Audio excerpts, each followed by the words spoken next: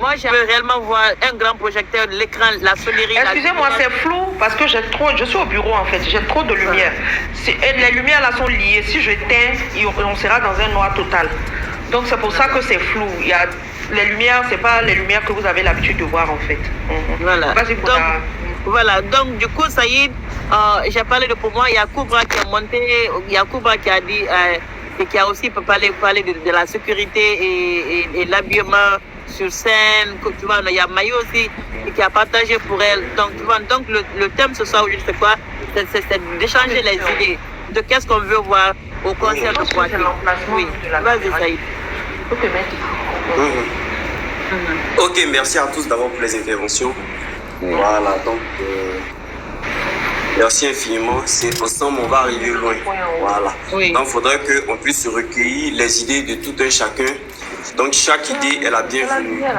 Tant que ça concerne l'avancement des différentes stars. Kadi, ton micro, Kadi, ton micro, s'il te plaît, il y a Saïd qui parle, ton micro, Kadi. Maman Jean, vous pouvez... Voilà, donc comme ça, j'aimerais dire merci à tout le monde d'abord pour leur contribution. Maintenant, en ce qui concerne le sujet même du jour, c'est-à-dire, comme tu l'as si bien dit là. Oui. C'est vrai. Voilà, comme tu l'as si bien dit, il faudrait que on le dit toujours, hein, on le dit toujours. C'est une répétition, mais on va chaque fois répéter jusqu'à ce qu'il y ait un changement de façon totale, au fait, de façon définitive et totale. Maintenant, c'est dire à nos stars directement. Tout à l'heure, il y a Madame Diawara qui est intervenue là, par rapport au concert. Voilà.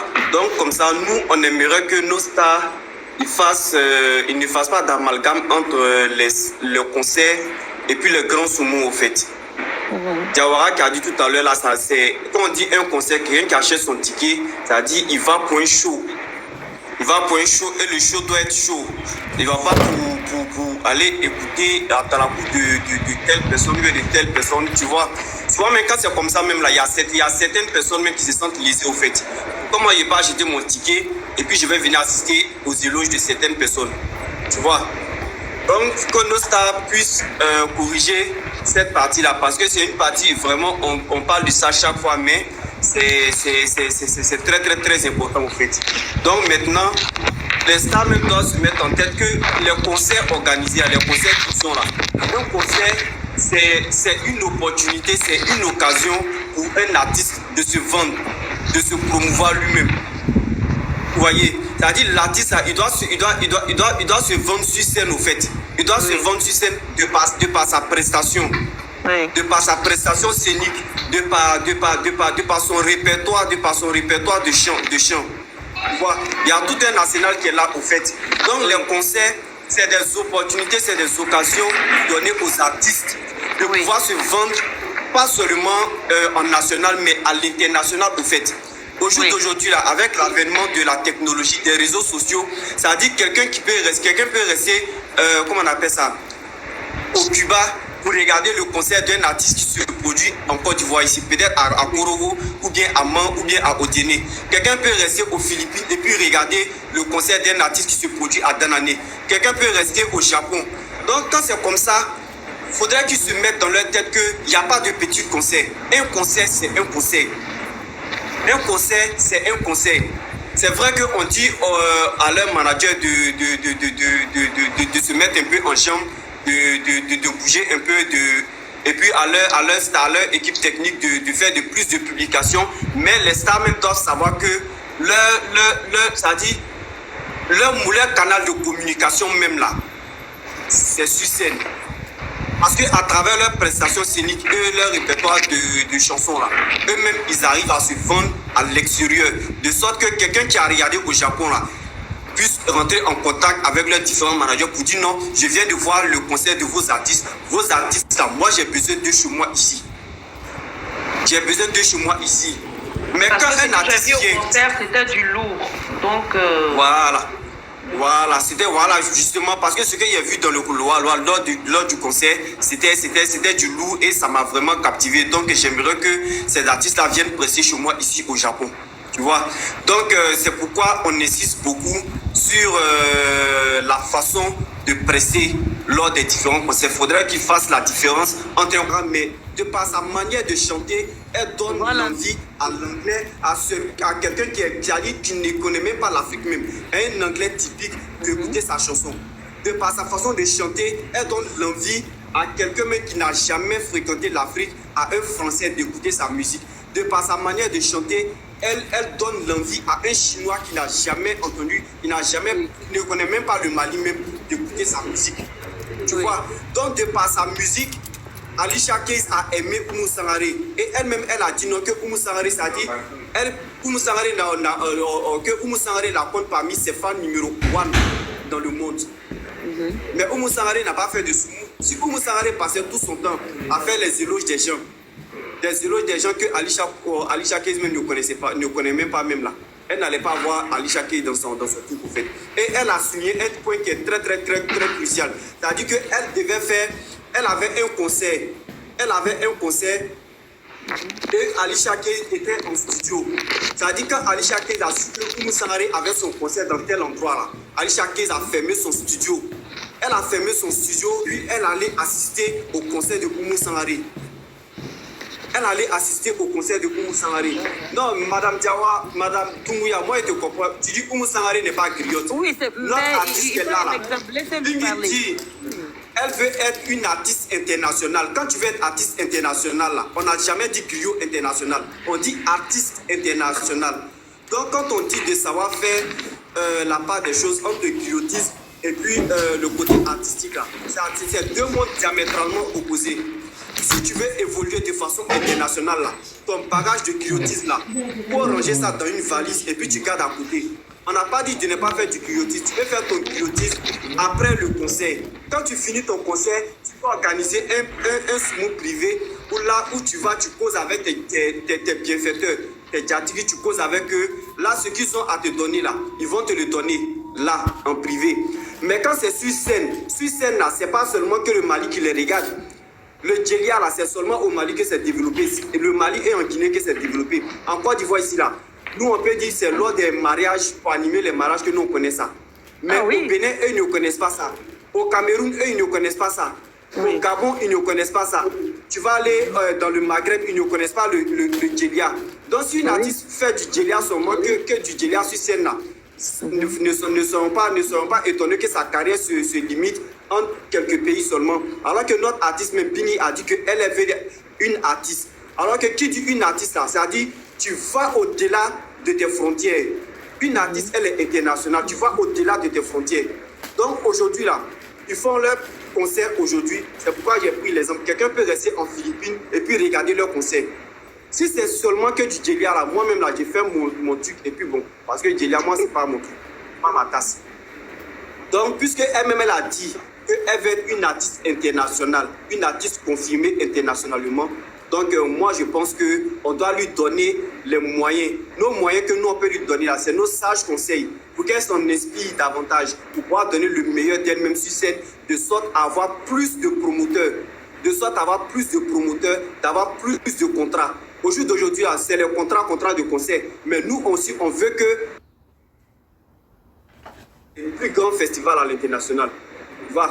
Donc, on veut qu'elle y assiste aussi. Ils partent vendre leur savoir-faire aussi, quoi. Ça, c'est notre souhait, au fait. Donc, c'est pourquoi on dit, quand ils sont sur scène, il faudrait qu'on ait droit à un concert de taille. Il faudrait qu'on ait droit à un show. C'est-à-dire de sorte que lui-même, là, qui a payé son concert pour venir s'asseoir pour regarder, là, c'est-à-dire il n'a qu'à jeter sa chaise avec lui. Lui-même, il est là, il danse du début jusqu'à la fin. Si le concert doit faire 2 heures du temps, là, le concert doit être sans l'heure. Le public même là doit vivre le concert. Le public doit vivre le concert avec les artistes. Vous comprenez? Le public doit vivre le concert avec les artistes. Le public doit vibrer avec les artistes. Ça, c'est notre souhait. C'est pourquoi on insiste beaucoup sur ces différents points pour qu'ils puissent corriger ça. Maintenant, le volet sécuritaire, ça, c'est au promoteur. Donc, on dit, comment on appelle ça, le promoteur qu'il en fasse, comment on appelle ça, son bâton de pèlerin. Voilà, la sécurité doit être de taille. Vu même que nos artistes, ils ont essayé de le boycotter d'abord, dans la ville d'abord, donc qui s'arrange à ce que la sécurité soit de taille. Parce qu'avec l'Africain, tout est possible. Oui. Tout est possible. Oui. On va pas créer de on va pas créer de psychose, mais avec l'Africain, faut être sur ses bottes. C'est-à-dire, faut être vigilant en fait. Donc le promoteur, il faut qu'il fasse de la sécurité son point fort. Son point fort. Après la sécurité, maintenant la sonorisation. La sonorisation, il faudrait que le matos soit de taille. Le matos soit de taille. Ça arrive souvent quand tu es dans un concert, même quand l'artiste même ne chante pas fort et que la sonorisation tourne là, c'est-à-dire toi-même tu as assis là et puis tu as la chair de poule au fait. Donc il faudrait que le matos soit de taille. C'est-à-dire, on n'a pas dit de boucher les tympans des gens, mais il faudrait que les gens qui seront au concert là-bas puissent vibrer, c'est-à-dire puissent sentir le concert au fait. Oui. Il faudrait qu'ils vibrent au rythme du concert au fait, au rythme de la sonorisation au fait. Donc voilà, au promoteur, le matos qui mettent il n'a qu'à beaucoup miser sur le matos et puis la sécurité, que la sécurité soit de taille. Parce que je l'ai répété, l'Africain est capable de tout. Il ne t'aime pas, mais il ne va pas te dire qu'il ne t'aime pas. Donc, on reste beaucoup sur la sécurité. Okay. D'accord. Merci bien. Bon, on va donner l'occasion à d'autres personnes. Voilà, comme tu n'étais pas là, tu as un peu répété ce que Koundara a dit, ce que moi aussi j'ai dit. Bon, tu viens d'arriver, c'est normal, tu n'étais pas là quand on avait dit, tu as répété, mais c'est toujours bon de répéter pour que les gens comprennent. Voilà, bon, pour enchérir ce que Saïd a dit concernant cette histoire de star là, d'artiste, c'est-à-dire, c'est vrai qu'il y a des griottes qui ont percé dans le milieu de la musique, c'est vrai. Mais si on a aussi assisté au fait que certaines griottes ont été invitées sur des scènes internationales, notamment Ami Goïta, on a vu ça et tout.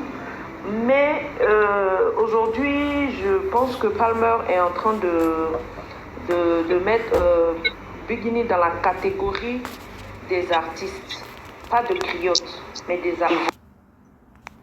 Aujourd'hui, il y a les paramètres qu'il faut prendre en compte. Voilà, il y a des paramètres qu'il faut prendre en compte. Il y a des endroits où on peut faire le soumou, mais il y a des endroits où, quand tu es là-bas, il faut donner de la satisfaction à tes fans côté artistique. Voilà, côté musique artistique. Donc, moi, je prends pour preuve, tout à l'heure, je pensais que j'avais enregistré, c'est pour ça que je suis allée pour essayer de mettre ça en fond d'écran, mais je me suis rendu compte que je n'ai pas enregistré sur le téléphone. J'ai juste envoyé ça à des personnes, mais je vais essayer de chercher encore, ça doit être là. Oumou Sangaré, qui expliquait que l'équipe de Jay-Z et de Beyoncé, ils ont pris attache avec elle. Ils ont pris attache avec elle parce qu'ils veulent travailler un de ses sons, ils veulent utiliser un de ses sons, ils veulent travailler avec elle. Et que son nom, sa musique Jarabinene, c'est avec ça que Beyoncé dort tous les soirs. Tellement que la musique a été travaillée. C'est le travail qui peut amener un artiste loin. Il ne faut pas qu'on se blague, il ne faut pas qu'on se leurre. C'est vrai, les fans sont là pour te booster, mais c'est toi-même ton travail qui va t'amener à une certaine hauteur. La fan base que Bigini a aujourd'hui, là, peut-être que Oumou Sangaré n'a pas cette fan base aujourd'hui, mais elle a des gens. Elle n'a pas cette fan base, mais elle a des gens en Europe, aux États-Unis, en Espagne, au Portugal, partout. Elle a des fans, mais ces fans-là ne sont pas motivés comme les Ategrigri sont motivés. Mais aujourd'hui, qu'est-ce qui a amené Oumou Sangaré à ce level-là? C'est son travail. Et elle l'a toujours dit. Elle l'a toujours dit. C'est à cause de son travail qu'elle a connu le divorce. Elle et son mari étaient obligés de divorcer parce qu'elle travaillait beaucoup et elle était tout le temps partie. À cause de la musique, elle n'a pas eu le temps vraiment d'éduquer son enfant puisque son mari était dans son staff. Donc les deux voyageaient tout le temps. Et à un moment, elle a dit, bon, monsieur, toi tu vas te poser, puisque c'est moi l'artiste, c'est moi la star, je vais continuer mes tournées, mais toi à un moment, il faut que tu te poses pour t'occuper de l'éducation de notre fils. C'est un seul enfant qu'elle a eu. Et dans l'histoire de se poser pour s'occuper de l'enfant là, leur mariage n'a pas tenu. Pourquoi? Parce que Oumou, elle, c'est le travail. Elle veut toujours découvrir d'autres univers, elle veut toujours découvrir d'autres horizons, elle veut toujours parfaire sa musique, elle veut toujours donner le meilleur d'elle-même. Mais Oumou Sangaré, qu'on le veuille ou pas, elle est au sommet de son art aujourd'hui. Elle est au sommet de son art. Qu'est-ce qui a fait ça? C'est le travail. Elle n'a pas eu la fan base que Adégrigri aujourd'hui pour la booster. Non, c'est son travail. Et à un moment de sa carrière, elle s'est entourée de professionnels, de vrais professionnels qui ont pris en main sa carrière et qui l'ont boostée. Donc quand j'ai vu l'image où Beyoncé et Jay-Z veulent travailler avec elle et que c'est avec sa chanson que Beyoncé dort tous les soirs, Tcherabinene, mais j'ai eu des frissons. J'ai eu des frissons. Qu'est-ce qui fait ça? C'est le travail. C'est le travail. Arrivé à un moment, tu te poses et puis tu travailles. Tu travailles. Il y a un temps pour les concerts, il y a un temps pour les tournées, mais il y a un temps pour le travail. Oumou Sangaré, aujourd'hui, elle a guéri. Elle est une artiste d'une certaine dimension. Mais pour arriver là, elle a dû faire des choix. Elle a dû se donner un planning pour arriver à ça. Donc, c'est de ces choses-là qu'on doit parler dans les lives. Comment aider nos artistes à arriver à ce niveau-là. Voilà. Donc, Oumou Sangaré, il faut qu'on le dise aujourd'hui, c'est son travail qui l'a emmené là où elle est aujourd'hui. C'est son travail. Les fans ont été là à un moment, au début de sa carrière, quand elle a sorti ses premiers tubes. Ça fait le tour de l'Afrique. Les gens ont aimé et tout. Mais où elle est positionnée aujourd'hui, c'est le travail. Et elle a une équipe professionnelle qui l'entoure. Donc, au lieu de faire, comme j'ai dit, des lives à la con, faisons ce genre de live-là pour booster nos artistes, pour leur donner des idées par rapport à leur carrière, pour leur donner des idées par rapport à leur musique. C'est de ça qu'il s'agit. Merci. Kundara, tu as la parole. Ou Saïd. Si quelqu'un d'autre veut intervenir, j'ai vu Mariam Koné qui est montée. J'ai vu aussi, il y a Astou Diop qui est là. Voilà, il y a Maï qui est là, il y a Kundra. Donc, celle qui veut intervenir, il y a... Maman Jeanne, je vais t'envoyer l'image là. Astou Diop, comment tu vas? Ah, tu m'as envoyé? Je vais essayer de chercher. Je vais t'envoyer ça dans mon live. Inbox, voilà. Voilà. Mais Donc, attends, on doit se voir, non? Mariam Koné, tu peux parler, madame. Après, on donne la Je parole t'envoie ça à en inbox. Oui. D'accord, mais comment je récupère ça, Saïd? Mariam Koné. Tu vas enregistrer. Quand tu affiches sur l'écran là, il y a 3 points en haut à droite là. Tu vas enregistrer. Attends, je vais aller sur l'écran vert là. Oui. Sur l'écran Tu vert. fais afficher l'image. Il faut afficher l'image. Ah, ok. Voilà. Mariam, toi, tu es au boulot. Où ça? Ok. Non, Non, ça c'est pour... José. Ça c'est pour José Ça là. c'est José. Non, il faut ouvrir le fichier même. Le fichier même. Donc, Astou Diop.